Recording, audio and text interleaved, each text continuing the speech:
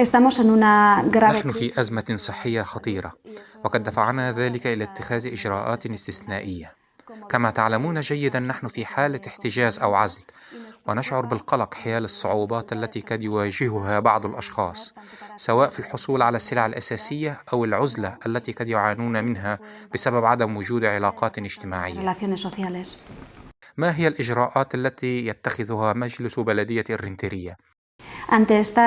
في هذه الحالة سيعتمد مجلس البلدية من بين تدابير أخرى إجرائين محددين. من ناحية، يمكن استخدام رقم الهاتف 010 أو رقم الهاتف العادي لمجلس البلدية لطلب إحضار الطعام أو الأدوية أو الضرورات الأساسية إلى المنزل. ومن ناحية أخرى، سنقوم بالاتصال بجميع أولئك الذين تزيد أعمارهم عن 70 عاما أو الأشخاص الذين يعانون من ضعف خاص عبر الهاتف للاستفسار عن حالهم وما إذا كانوا بحاجة إلى أي شيء.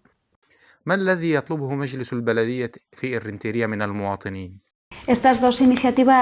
تتطلب هذه المبادرات نوعين من المهام. من ناحية، إجراء واستقبال مكالمات هاتفية، وللقيام بهذه المهمة من الضروري أن يكون لدينا عمل تطوعي. لقد تلقينا في الأيام الأخيرة العديد من الرسائل من الأشخاص الذين كانوا على استعداد للقيام بعمل تطوعي، لذلك نشجعك على التسجيل في صفحة الرنتيريا.eus. من ناحية أخرى، هناك مهمة أخرى هي على وجه التحديد إحضار الطعام والدواء إلى المنازل.